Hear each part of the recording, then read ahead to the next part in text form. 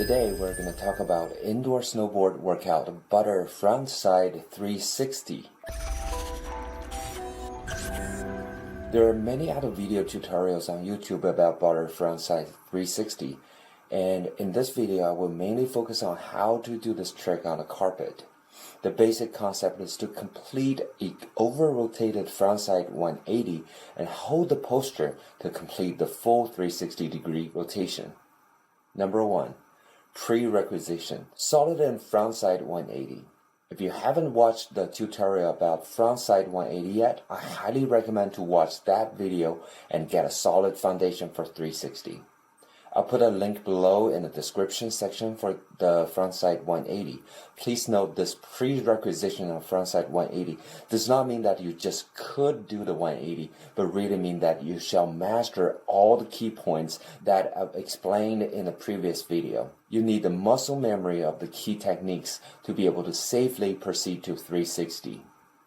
The key techniques that requires your muscle memories are arm rotation, nose and tail press, use side core muscle, and general body strength.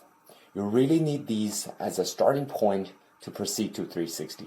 If you haven't muscle memorized these key points for 180 yet, I'd recommend to go back to that tutorial as well as practice a lot until you could do all the key points accurately without thinking them. If you haven't mastered those 180 tricks and start 360, the chance of getting seriously injured is quite high, and the progress will take you a lot more time. 2. Arm rotation. This is probably why you need to train yourself one trick at a time. The arm rotation for doing frontside 360 is very different from doing 180.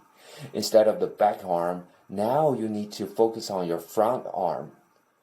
To get started, rewind your front arm to the opposite of rotation direction by about 90 degrees to initiate the rotation.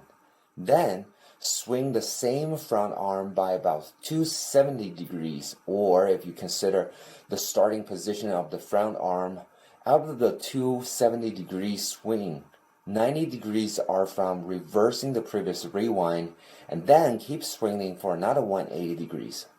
Afterwards, try to keep this arm fixed at the position. This new position shall be at the opposite side of your body comparing with before you started the swing. Next step, let the other arm to catch the swing front arm slowly and gradually. This step will help you to complete the full 360 rotation. Lastly, put the swing arm back to in front of you. I'm using the terminology of front arm and back arm instead of left and right arm so that you can mirror the arms if you are riding goofy, and I personally am riding in regular position. So, to repeat, rewind your front arm by 90 degrees, swing it by 270 degrees to back of your riding direction, keep the swing arm locked at the back side. Then, let the other arm to catch the swing arm, and last, put your front arm back to front. It's as complicated as it sounds like, so I'll repeat again. Rewind your front arm by 90 degrees, swing 270 to the back of your riding direction, keep the swing arm locked at the back side, let the other arm to catch the swing arm, and last, put your front arm back to front.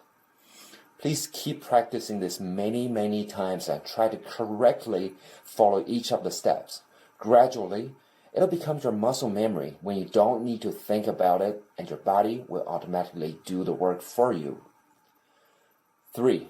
Nose and tail press. When doing 180, nose and tail press is a good to do, not a really must do. When doing 360 on the carpet, it's almost impossible to rotate the complete 360 without a solid press. Once you mastered the 180 nose and tail press, try to over-rotate it a little bit to maybe 190, 200 up until 270 degrees.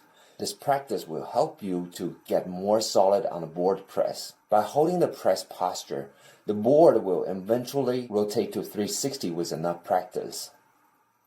4. Lock your side core muscle. Note that in 180, I mentioned to use your side core muscle. With enough practice of 180, your side core muscle should have been stronger than before. When doing 360, the key here is to lock your side core muscle to keep your body like a triangle with one of the angle of the triangle is rotating on the floor. When I initially practice front side 360, I need to very consciously remind myself to not just strengthen, but to lock the side core muscle so that my body could keep in a triangle position for a longer time. Once your side core is strong enough after sufficient practice, you too will be able to hold that posture for maybe 1 or 2 more seconds, and that time is more than enough for you to complete the full 360 rotation. Please note that strengthening the side core muscle will also significantly improve your control when you are riding toe side on the snow. When riding on the mountain, you use almost the same side core muscle to ensure a solid toe side turn. The indoor snowboard workout could literally train your body for the snow hours. 5. Knowing your riding direction and keep your eyes at the downhill. This is a bit different from doing 180. When doing 180, you could almost look at downhill all the time during the rotation. But when doing frontside 360, you simply could not always look at the downhill. So, the head or eye motion divided into 2 steps. Before your back arm catches your swing front arm, you should look at the uphill or back side of your riding direction. After your back arm catches your swing front arm, when naturally putting your front arm back to front, you can naturally turn your head back to the riding direction, which is downhill. To recap the 2 steps for head and eye movement, try to keep your eyes at uphill until your back arm catches your swing front arm. Then, as you put your front arm to front, rotate your head and eyes back to front or downhill naturally. Number 6, put your weight on the board bending point during the turn. Hopefully, after mastering 180, you could comfortably put your whole body weight on the board's bending point at the second half of 180. For 360, you really need to put your weight right on the bending point and hold it for a longer period of time. Please note the difference between 180 and 360. For 180, you may put your weight slightly to the right or left side of the bending point, but for 360, you should always put your weight right on the bending point of the board, not to the left and not to the right. Putting your weight right on the board bending point will noticeably help you to reach the balanced triangle position with one angle on the floor, and it will help you to hold that balance for a noticeably longer period of time. 7. Do one thing at a time. You probably already noticed that the amount of techniques you need to remember for 360 is quite a lot more than 180.